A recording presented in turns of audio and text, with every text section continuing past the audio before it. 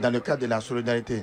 La nuit de la célébration de Mawlud, c'est une nuit spéciale qui doit montrer à tous les musulmans qu'ils doivent s'unir et ils doivent être avec l'ensemble de la population du Mali. Car nous sommes les voisins des autres et que nous devons aussi profiter de l'occasion pour faire beaucoup de bénédictions à l'endroit de nos forces armées et à l'endroit de nos plus hautes autorités de notre pays. Car lorsque nous avons une armée forte, nous aurons la paix, la quiétude. Mais lorsque nous, on n'est pas unis, lorsqu'on n'est pas solidaire, je crois que ça peut saper tout ce qui a été construit. En tout cas, je suis un ministre très comblé de joie ce soir de me voir entre les lieux de prêche. On a entendu que des bénédictions pour nos forces armées et pour le pays et pour la transition. Vous écoutiez à l'instant au micro de Tchemoko Konaté, le ministre des Affaires religieuses, du culte et des coutumes, Dr Mahamadou Koné. Nous y reviendrons plus en détail dans les prochaines éditions. Je vous l'annonçais dans les titres. Le gouvernement de la transition du Mali a saisi la Cour internationale de justice contre l'Algérie. Cette action fait suite à la destruction préméditée d'un drone malien par les forces algériennes dans la nuit du 31 mars au 1er avril 2025 à Tezawaten, sur les territoires maliens. Le Mali dénonce une agression grave, une violation de sa souveraineté et du droit international. Malgré plusieurs démarches diplomatiques restées sans réponse, les autorités maliennes estiment que l'acte vise à entraver la lutte contre les groupes terroristes. À travers cette plainte, le Mali appelle à la fin du soutien au terrorisme et à un engagement sincère pour la stabilité régionale. Suivant le commentaire de Garibou Pérou. Dans la nuit du 31 mars au 1er avril 2025, on se rappelle, un drone malien, instrument paisible de surveillance et de souveraineté, a été méthodiquement ciblé. Il a été détruit non par un ennemi déclaré, mais par une main prétendument amie. Cet incident, disons cette provocation, est une atteinte à l'intégrité territoriale d'un État souverain déjà meurtri par tant de défis, mais toujours debout, digne et résolu. Cette provocation de trop, le gouvernement de la transition n'a pas tardé à faire entendre la voix de la justice. Par une requête déposée devant la Cour internationale de justice, le Mali saisit les leviers du droit pour répondre à la brutalité par la loi. À travers cet acte fort, le gouvernement de la transition réaffirme une évidence que certains ignorent. L'ère de l'impunité diplomatique est révolue. En ciblant cet outil de défense sur le territoire malien, Alger a certainement franchi ce seuil. Ce n'est plus un simple contentieux de voisinage, à la limite un affront, une provocation de trop. Ce recours à la justice internationale n'est pas une déclaration de guerre, c'est un appel solennel à la paix, celle qui se construit dans le respect mutuel et non sur les ruines de l'intimidation. Le Mali, fidèle à sa tradition de dialogue, mais il le fait avec la fermeté de ceux qui n'ont plus rien à prouver. Il est temps que les États parrains et exportateurs du chaos regardent dans le rétroviseur de l'histoire et mesurent les conséquences de leurs actes. Car la stabilité régionale n'est pas une faveur, c'est un droit. Le Mali, aujourd'hui, plus que jamais, est déterminé à le faire respecter.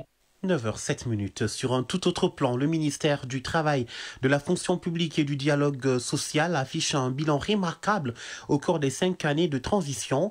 Plus de 3000 nouveaux fonctionnaires ont été recrutés, tandis que d'importantes réformes ont été menées dans le secteur du travail. L'apaisement du climat social, favorisé par le pacte de stabilité sociale et de croissance signé entre le gouvernement et les syndicats, constitue également une avancée majeure. Retour sur les grandes réalisations en matière de travail et de fonction publique avec Seydou Traoré. Dans le secteur du travail, les réalisations au cours des 5 dernières années de la transition ont porté, entre autres, sur la fixation de la durée du chômage technique de 3 à 6 mois en cas de crise sanitaire grave, la mise à disposition d'un plan d'action, notamment pour l'élimination du travail des enfants 2023-2027, la délivrance des visas pour les contrats de travail étrangers et nationaux dans le secteur privé, la relecture des conventions collectives de travail, notamment celle des banques, assurances et établissements financiers, des chauffeurs et conducteurs routiers du Mali. Dans le domaine de la fonction publique, le département se félicite du recrutement de 3133 nouveaux fonctionnaires, dont 163 personnes en situation de handicap. Ces recrutements se répartissent en 2022, en 2023 et en 2024. À ces chiffres s'ajoute le recrutement exceptionnel de 42 personnes en situation de handicap au titre du quota accordés en 2012 à cette catégorie. Parallèlement à ces recrutements, le ministère indique que la validation d'un plan national de formation et d'un autre de recrutement des fonctionnaires est en cours, conformément à la conférence sociale et au pacte de stabilité sociale et de croissance. Un nouveau statut général des fonctionnaires est en cours d'adoption. Dans le domaine de l'amélioration des conditions de vie des agents de l'État, l'ordonnance fixant la grille indiciaire unifiée du personnel relevant des statuts des fonctionnaires de l'État, des collectivités territoriales, des statuts autonomes et des militaires a été adoptée, tout comme le décret portant revalorisation des traitements du personnel de l'administration.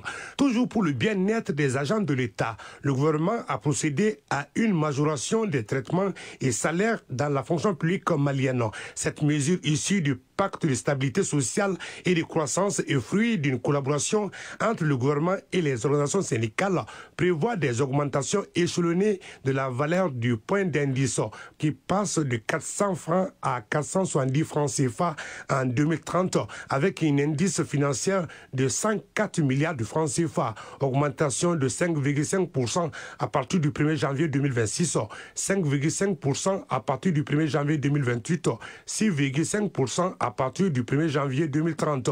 Cette décision concerne les fonctionnaires de l'État, ceux des collectivités territoriales, les forces armées et de sécurité, le personnel enseignant du primaire, du fondamental et du secondaire, les magistrats, les membres du corps préfectoral, les anciens du supérieur, les greffiers et secrétaires de greffe, les surveillants de prison, le personnel de l'administration relevant du code de travail, le personnel enseignant contractuel de l'État, le personnel enseignant contractuel des collectivités territoriales, ainsi que les retraités de la fonction publique.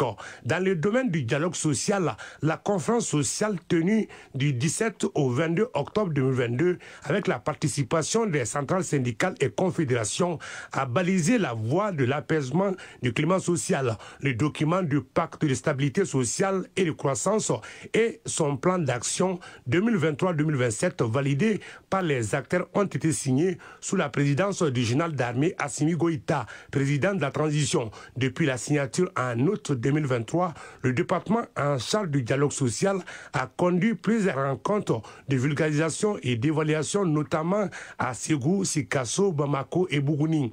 Par ailleurs, le gouvernement indique que le ministère en charge de la fonction publique a respecté ses engagements avec les partenaires sociaux, notamment l'UNTEM, par le paiement des droits de travailleurs licenciés de certaines sociétés et entreprises d'État pour un montant de 5 milliards 821 millions 681 815 francs CFA. Le ministère du Travail, de la fonction publique et du dialogue social rassure qu'un protocole est en cours pour le dossier des partants volontaires à la retraite, ainsi que pour la diligence du paiement des droits des associations et les travailleurs licenciés. Radio Mali à Bougouni et environ 92.9 MHz en FM. Parlons agriculture à présent. Une mission de supervision de la campagne agricole 2025 de la Direction nationale de l'agriculture a fait le tour de certains champs de la région de Bougouni. La campagne s'annonce bien selon les missionnaires, malgré des inquiétudes liées à la mauvaise répartition des pluies. Les spécialistes ont prodigué des conseils aux producteurs et recensé les difficultés du moment. La mission a duré 2 jours, nous indique Agali Agadissa.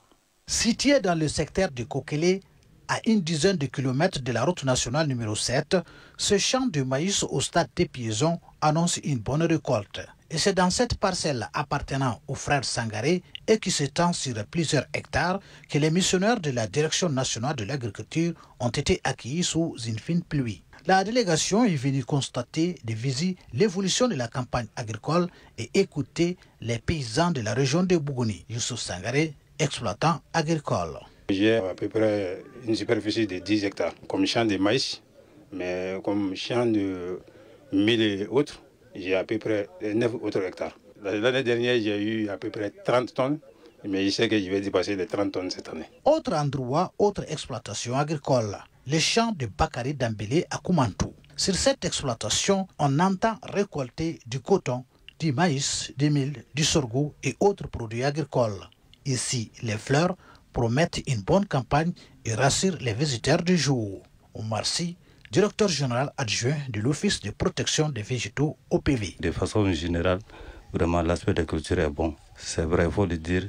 Le démarrage a été un peu difficile, donc les emblavures sont à peu près à plus de 90% et la station phytosanitaire vraiment maîtrisée. Au cours des échanges entre spécialistes et producteurs agricoles, des difficultés dont la rareté et le coût élevé des intrants agricoles, la mauvaise répartition des pluies, la présence des insectes nuisibles par endroits ont été évoquées. Omar Sy, directeur général adjoint de l'Office de protection des végétaux OPV. Pour les engrais, c'est surtout au niveau de l'urée où il y a un peu de retard. Bon, nous savons que l'acheminement de l'urée dans les pays pose problème. Et d'ici quelques temps, cet engrais vraiment sera disponible. Il y a les produits antijacides qui sont en train d'être acheminés. Le membre de la délégation a rencontré les cadres de la direction régionale de l'agriculture de Bougouni. Les discussions ont porté sur la situation du personnel estimé à 103 travailleurs, dont 15 en formation. Des recommandations dont la distribution à temps de semences des intrants agricoles ont été formulées. Bougouni, Agali, Agissa, Djibril Bakayoko pour l'ORTM.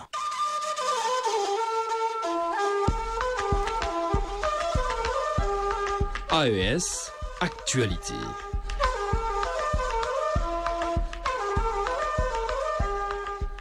Et première escale, le Burkina Faso. Les députés de l'Assemblée législative de transition ont examiné et adopté à l'unanimité des 71 votants le projet de loi portant code des personnes et de la famille. La relecture a permis d'introduire des innovations majeures pour se conformer aux dispositions internationales signées et ratifiées par le Burkina. La réélection du présent code des personnes et de la famille a débuté en 2015 et comporte aujourd'hui 1113 articles. La synthèse avec Lazare Sanou de la radio du Burkina. Le Code des personnes et de la famille relu et adopté vient prendre en compte les aspirations du peuple burkinabé. Et Dasso Rodrigue Bayala, ministre en charge de la justice. Tout en maintenant le principe de la dévolution du nom de famille de père en fils, il a été instauré une exception pour permettre aux communautés qui ont d'autres mécanismes de dévolution du nom patronymique, ça veut dire le nom de famille. Il y a une possibilité, une exception est faite pour ces communautés de pouvoir attribuer le nom de famille conformément à les juges de coutume. Avant, il y avait beaucoup de mots d'acquisition de la nationalité. Je ne citerai que quelques-unes. Acquisition par le mariage, par exemple. On estimait qu'il n'y avait pas de délai. Dès que vous mariez à Eoïne Burkinabé, le lendemain, vous avez la nationalité burkinabé. On s'est rendu compte dans la réalité que c'est quoi? Il y avait une forme d'escroquerie intellectuelle et sentimentale dans cette affaire. Il y a la grande innovation qui est l'interdiction des pratiques homosexuelles et assimilées, ainsi que les sanctions. La loi prévoit une peine d'emprisonnement qui va de 2 ans à 5 ans et des peines d'amende. Sur la tendance et la volonté manifeste d'aller vers nos juges et coutumes a été l'acceptation des mariages coutumiers et religieux. Et le ministre se veut plus précis sur certains aspects. Parce qu'avant de sortir de cette salle, on a entendu que dorénavant, il est possible de changer la forme du mariage pendant le mariage, de monogamie en polygamie et de polygamie en monogamie. Nous avons déjà vu ça sur les réseaux sociaux, ce qui n'est pas vrai. Ça a été des discussions, ça a été des propositions, mais au finish, ce principe n'a pas été adopté. On note également que le terme Zato a été remplacé par Code des personnes et de la famille, ce qui correspond à la terminologie admise par la Constitution. Le Code interdit la polyandrie et fixe l'âge de la majorité civile à 18 ans accomplis. Au Niger, le ministre de l'Enseignement et de la Formation technique et professionnelle, professeur Farmo Momouni, a présidé à Niamey la 16e édition du Prix d'Excellence, une initiative de l'Amicale des anciens élèves du lycée technique d'Ankassoua de Maradi, initiative qui récompense les meilleurs candidats au baccalauréat 2025. Le point avec Kader Abdourahmane de la radio du Niger. Cette initiative de l'Amicale des anciens élèves du lycée technique d'Ankassawa de Maradi vise à encourager l'excellence scolaire et susciter une émulation saine entre les élèves du dit lycée. Pour la présente édition, 7 lauréats se sont distingués au baccalauréat par leurs résultats remarquables, avec des moyennes comprises entre 16 et 12 sur 20. Inspectrice principale des douanes, Madame Ubandawa Kirekia Abdougarba, présidente d'honneur de la 16e édition du Prix de l'excellence. Chers récipiendaires, au nom de la grande famille des anciens élèves du lycée technique d'Ankassawa de Maradi, je vous félicite et vous encourage à persévérer dans la voie du succès par le travail et la discipline. Gardez simplement en mémoire que le prix de l'excellence que nous célébrons aujourd'hui restera pour vous un beau cadeau de souvenir et une motivation légitime de réussite dans la poursuite de vos études supérieures pour lesquelles nous plaidons auprès des autorités compétentes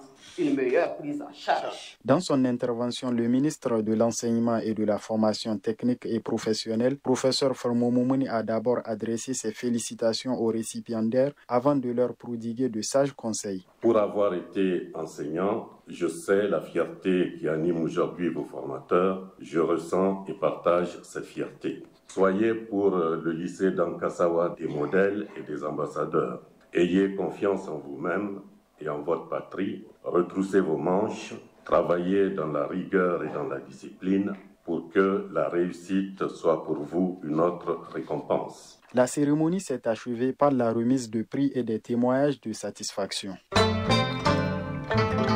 Actualité hors de nos frontières à présent en Guinée. La Cour suprême de Guinée a rejeté hier jeudi le pourvoi en cassation du principal parti politique d'opposition, l'Union des forces démocratiques de Guinée, pour l'organisation d'un nouveau congrès. Depuis plusieurs mois, la formation de l'ancien Premier ministre et opposant Cellou Dalein Diallo essaye d'organiser ce congrès, mais la réunion qui devrait se tenir le 6 juillet dernier n'a pas été autorisée en raison de risques de troubles. Guinée-Bissau, le président Embalo entend rester en poste jusqu'à la prochaine présidentielle. Si son mandat s'est officiellement achevé à minuit dans la nuit d'hier à aujourd'hui, le président bissau-guinéen Umaro Sissoco Embalo n'entend toutefois pas quitter le pouvoir avant l'élection de son successeur qui n'interviendra que dans un peu plus de 2 mois. En face, l'opposition crie à l'illégitimité et réclame une transition démocratique dans un pays qui a connu une dizaine de coups d'État en 2 décennies. Cameroun, dans l'actualité, à 5 semaines de l'élection présidentielle du 12 octobre, l'opposition camerounaise et les forces dites du changement caressent toujours l'espoir d'aboutir à la désignation d'un candidat consensuel face à celui du pouvoir. Si l'idée est en débat depuis plusieurs années, elle tarde à se mettre en œuvre, suscitant parfois invectives et moqueries de la part de certains observateurs. Mais malgré les critiques quelque irréductibles au sein de cette opposition, y croit toujours et l'assure le candidat consensuel issu des rangs des 11 candidats de l'opposition, validé par le Conseil électoral et le Conseil constitutionnel, sera présenté dans les prochains jours. Après avoir pris le contrôle de 40% de Gazaville, Israël veut encore intensifier son offensive.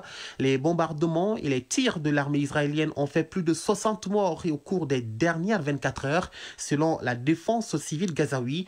L'offensive israélienne sur la capitale de l'enclave palestinienne va se poursuivre de manière progressive, souligne le porte-parole de l'armée israélienne. Et terminons par l'actualité en Turquie. Le taux judiciaire se resserre autour du principal parti d'opposition, le Parti républicain du peuple CHP. Les arrestations dans ses rangs se multiplient ces derniers mois.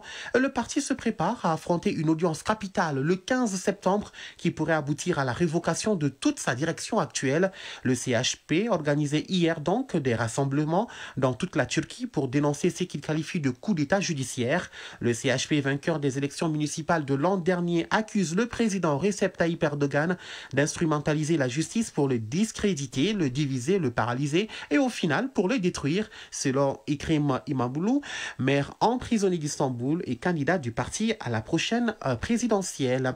12h22 à Istanbul en Turquie, 9h22 à Bamako au Mali.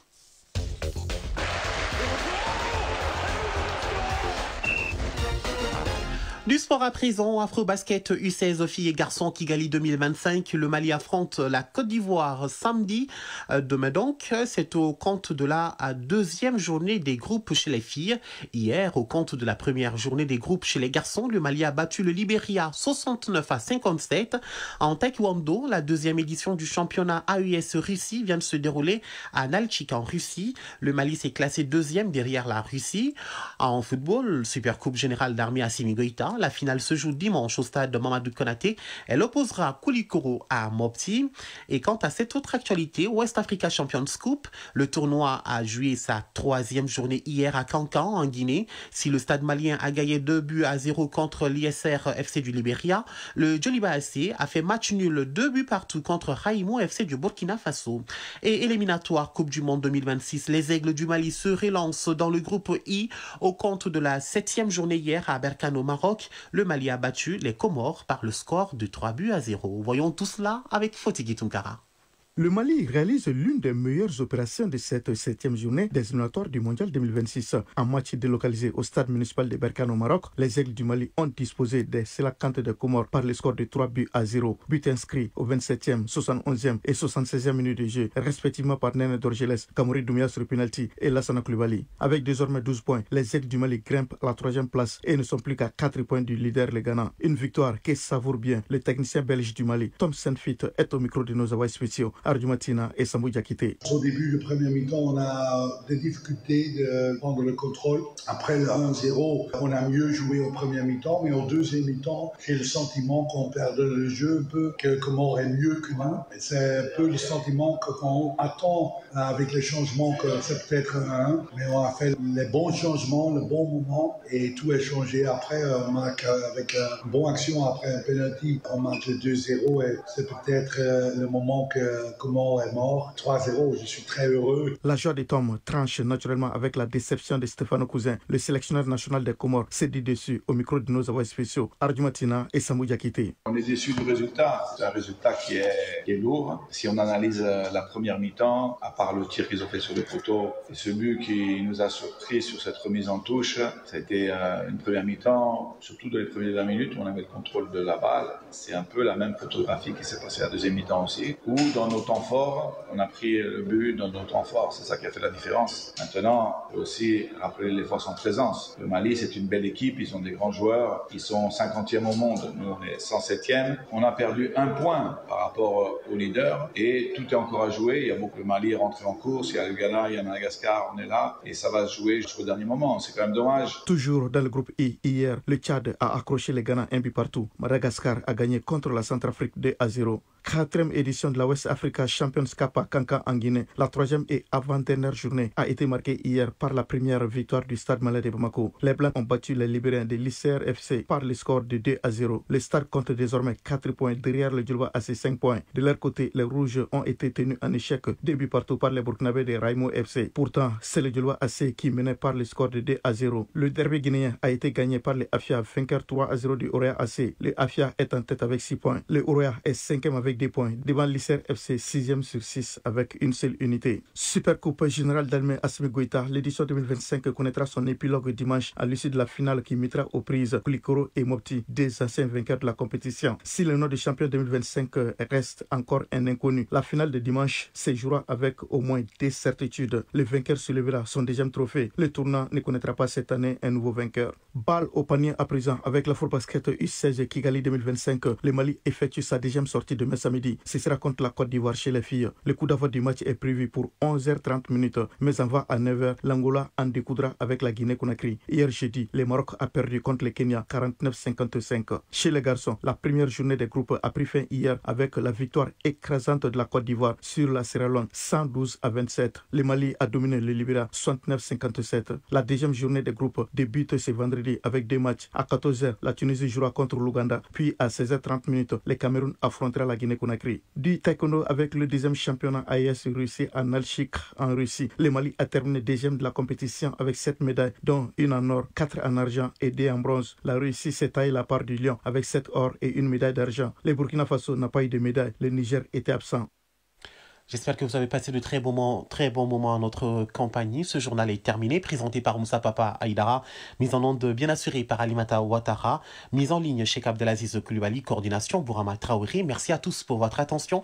Prenez soin de vous et des autres et n'oubliez surtout pas, gardez le sourire. Quoi qu'il arrive, puisse cette journée être une bénédiction pour vous et pour ceux qui vous entourent. À très bientôt.